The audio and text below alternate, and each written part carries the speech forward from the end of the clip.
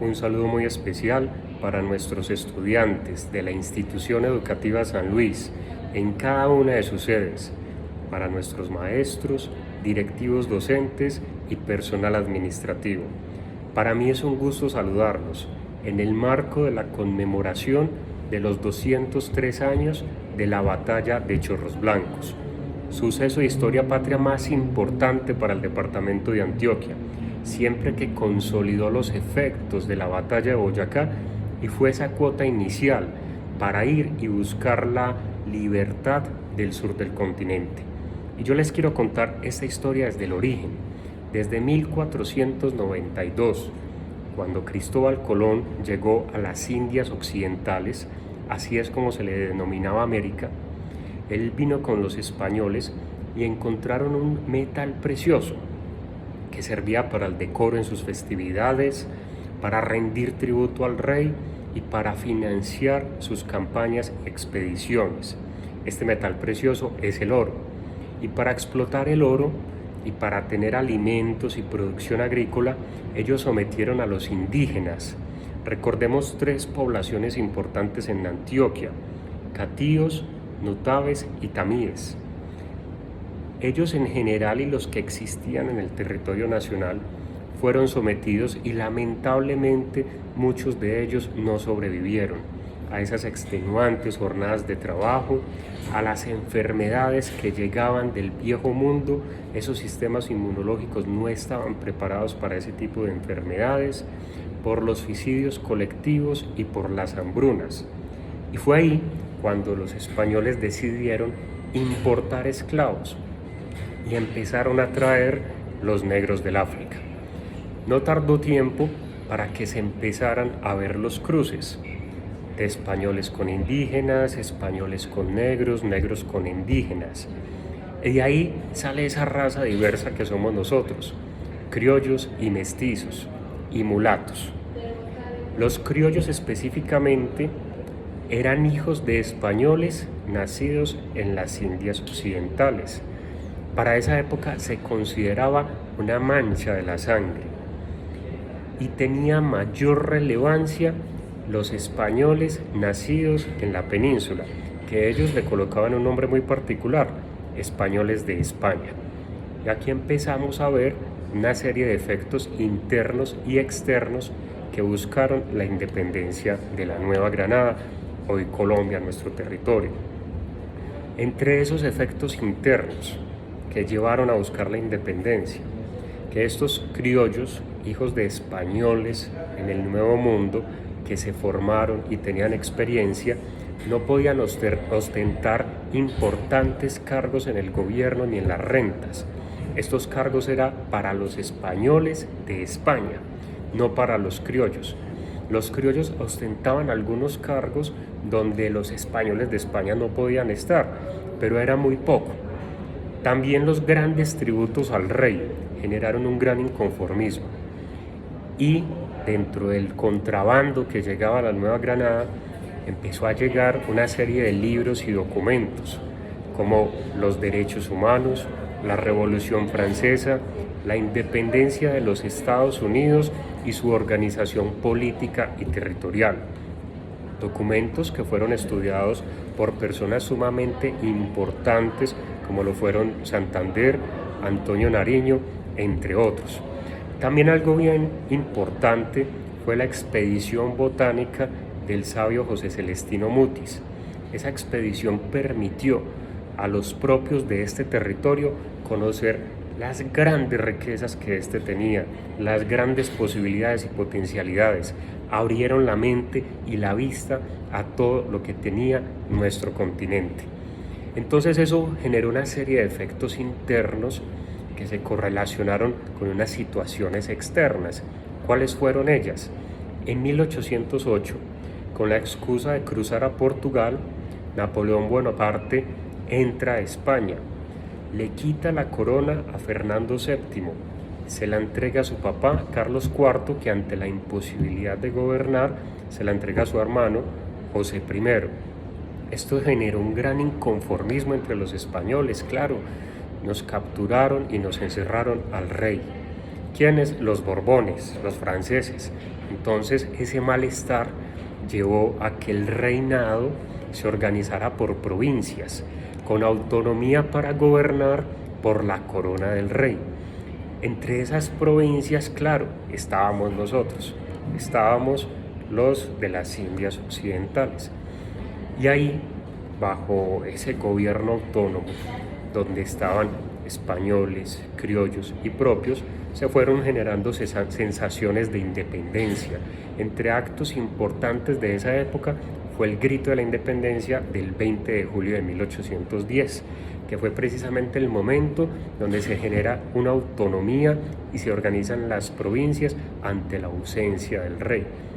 Y más tarde, porque las noticias se demoraban mucho tiempo en transitar, para 1813, la provincia de Antioquia se declara independiente y soberana al rey. En ese entonces estaba como gobernador dictador Juan del Corral. Entonces empezamos a ver ya como una búsqueda por la independencia y cierta autonomía. Pero fue también un periodo difícil. Fue un periodo difícil porque la gente y las personas de la época y los gobernantes buscaban formas de estructuras políticas y territoriales, época que fue bautizada por Nariño como la patria boba, pero tal vez no era una patria boba, era una patria nueva, una patria niña, pequeña, que estaba buscando e ideando la forma que consideraran más viable para poder estructurarnos política, geográfica y económicamente. Pero a eso, de 1813 1814, recupera la corona Fernando VII. Recuperan la corona, vencen a los Borbones y Fernando VII dice: voy a recuperar mi reinado. Entonces en ese momento se configura la primera reconquista, y en esa primera reconquista el rey le asigna a Paulo Murillo una labor muy importante, la de pacificar este territorio.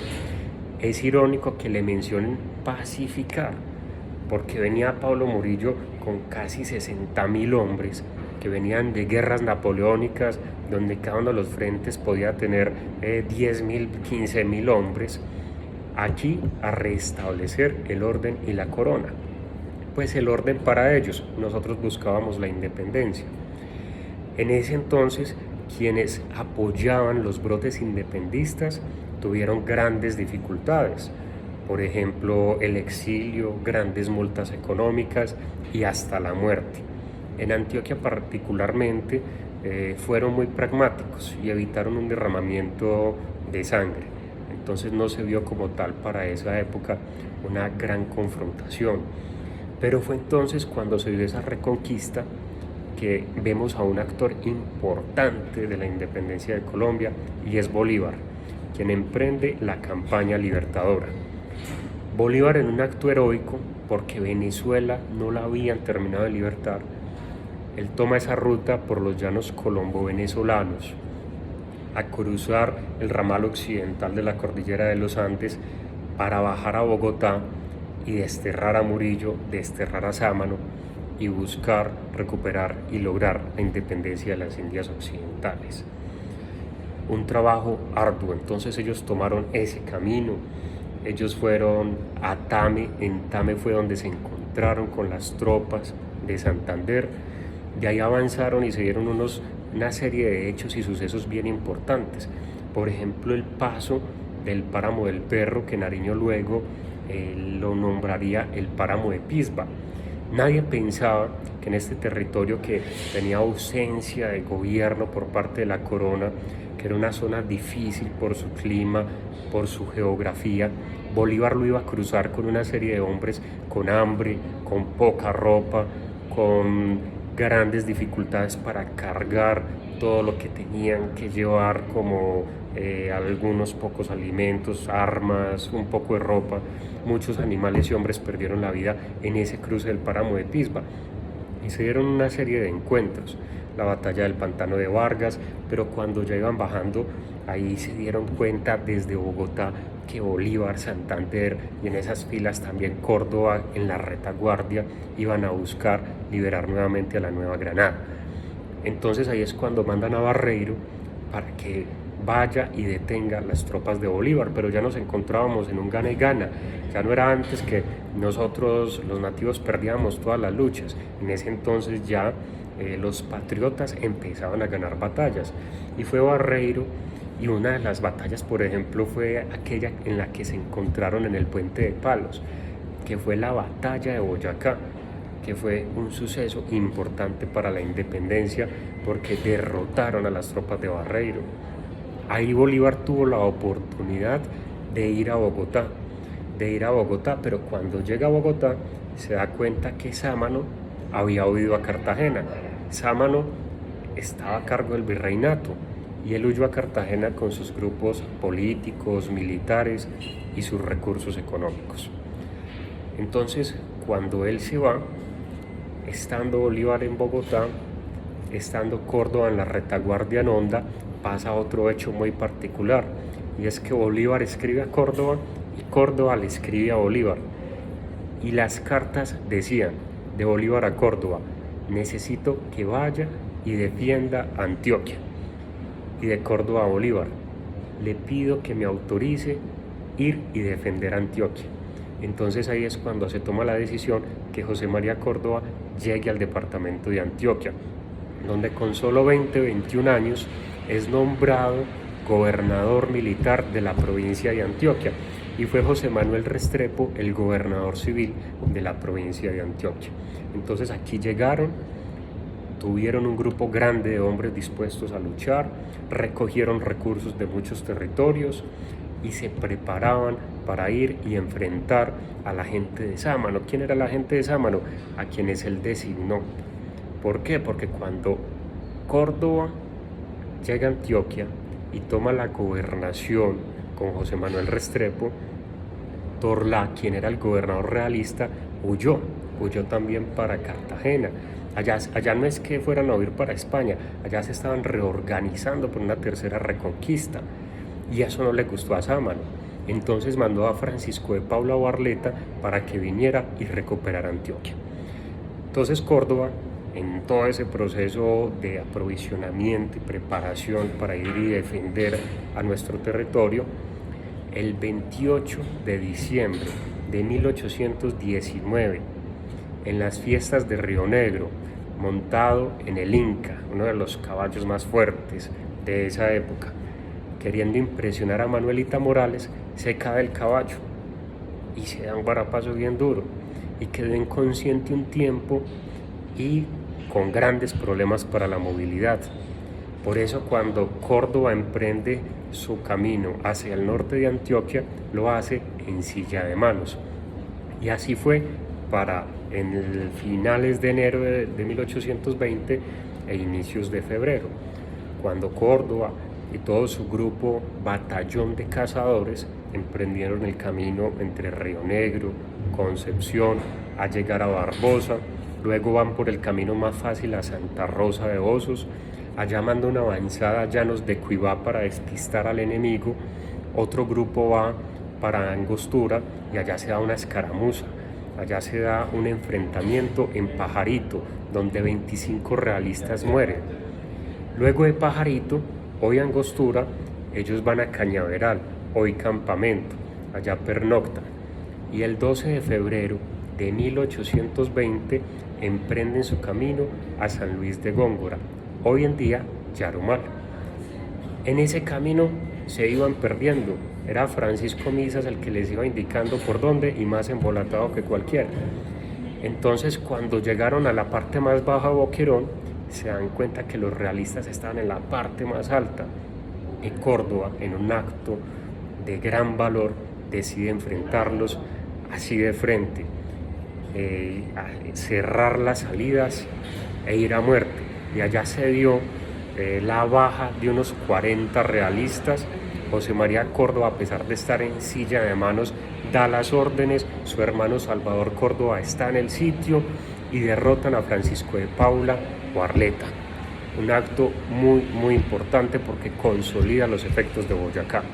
Boyacá fue la puerta que se cerró para los españoles y Chorros Blancos fue el cerrojo que José María Córdoba le colocó. ¿Y qué efectos tuvo este hecho? Efectos muy importantes. Primero, venía una campaña de reconquista del norte y otra del sur. Si se encontraban en Bogotá, era muy probable que nuevamente la corona reconquistara la Nueva Granada. Segundo, Antioquia era un territorio rico en oro, en alimento, en su talento y su capital humano. Entonces era muy importante para ellos toda esa riqueza, aprovecharla. También Antioquia tiene grandes vías y fuentes de comunicación hídricas como lo son el río Magdalena y el río Cauca, que comunican el centro del país con los mares. Y había algo bien particular y era el acceso también al oro, que yo lo había mencionado hace un momento, porque el acceso a ese oro que se tenía en Antioquia podía financiar y capitalizar esa reconquista que se estaba dando. Entonces ahí lo que hizo José María Córdoba fue cortar esas alternativas que tenía la realeza para llegar y reconquistar la Nueva Granada, desterrarlos nuevamente por ese camino que conduce a Cáceres, nuevamente a Cartagena para que huyeran, y consolidar un gobierno propio en cabeza de Bolívar, luego de Santander. Entonces se dan unos hechos bien importantes para la independencia de Colombia. La invitación para ustedes, para que conozcan esta historia, para que vayan a las actividades que se están realizando desde la Casa de la Cultura, desde cada uno de los establecimientos educativos, y reconozcan con amor propio, para que reconozcan con sentido de pertenencia este suceso de historia patria en la que nuestro municipio fue un protagonista, pues entregó su territorio, sus paisajes, para que se consolidara la independencia de Colombia. Esta es la importancia de Chorros Blancos. Chorros Blancos fue esa cuota inicial para que luego José María Córdoba fuera un héroe en Ayacucho, en Pichincha, y se lograra la independencia del sur de América. Entonces, mis apreciados estudiantes y maestros, esta es nuestra historia, replíquenla, conózcanla y sintámonos orgullosos de ellas. Un saludo muy especial para todos.